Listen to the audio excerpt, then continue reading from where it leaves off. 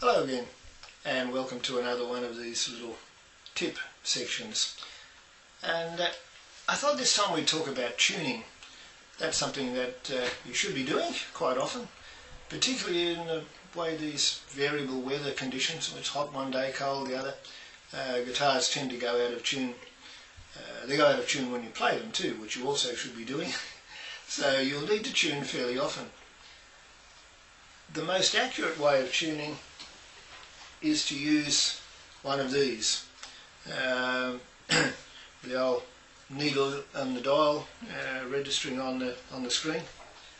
And especially if you have an electric guitar like this one, and if you plug it in, there's usually a socket there that you can plug it in.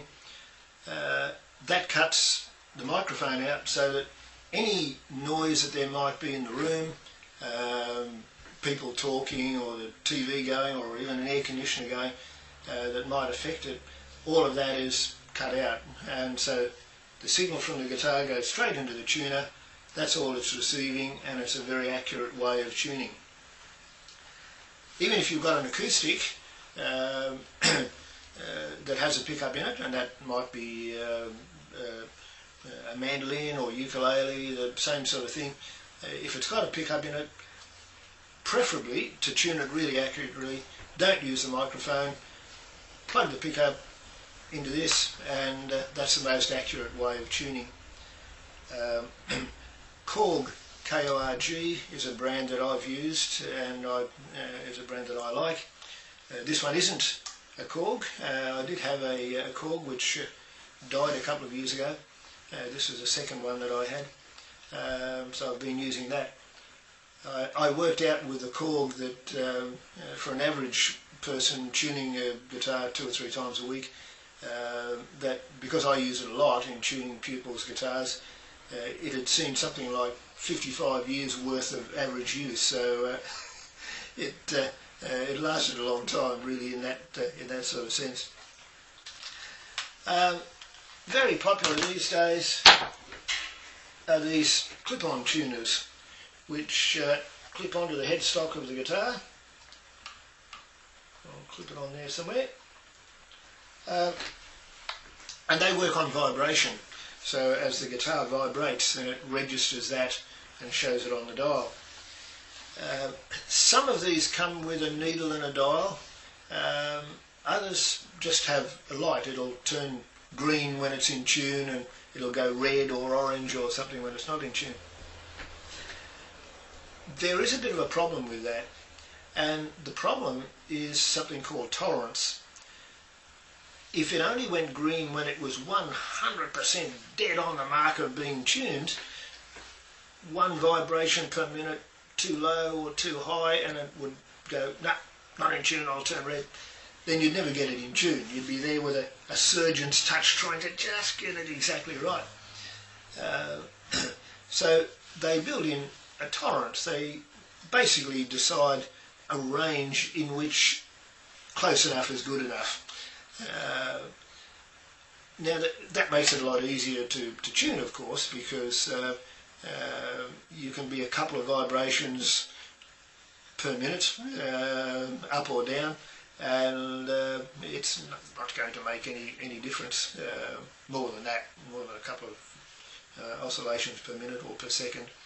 But it's not going, so there's that range within which the tuner is going to say, yeah, okay, that's close enough, it's good enough. The wider that band is, then obviously the easier it is to get it into that band and for it to stay there. The problem is that if that band of tolerance is fairly wide, you can have one string that's perhaps on the lower end of that, so that it's a little bit flat of what it should be, but it's within range, so it's okay. And the next string it's a little bit high perhaps, but it's still within range of what the tuner considers okay. The problem is the little bit low and the little bit high add up into a big bit out of tune when one is played against the other. So while they're reasonably close, if they're a little bit in opposite directions, then you can play the guitar and it'll sound out of tune. The particular one that I have it's not just lights, it does have sort of arrows going in each direction, which gives you a little bit of help. So I'll turn that on and I'll demonstrate, because another thing I want to say is to always tune up to pitch. If the string is lower than its correct pitch, then obviously you've got to tune it up to that. If it's too high, then don't just bring it down to that, bring it below pitch and then bring it back up.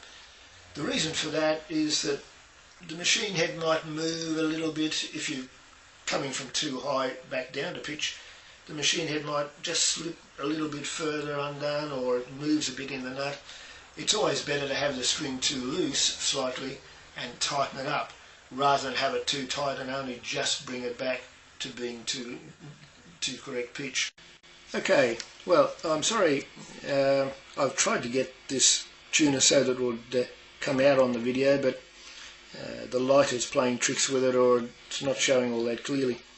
You will see it change colour though, so you can kind of get a bit of an idea what's going on, and you'll be able to hear the sound.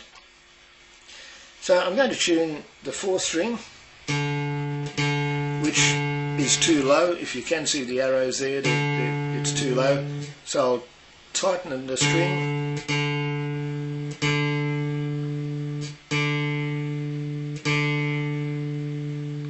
And there it's in tune. Now let's say it's too high. Now instead of just coming back down to where it's in tune, go lower. So now it's too low and I'm tightening the string back up to pitch.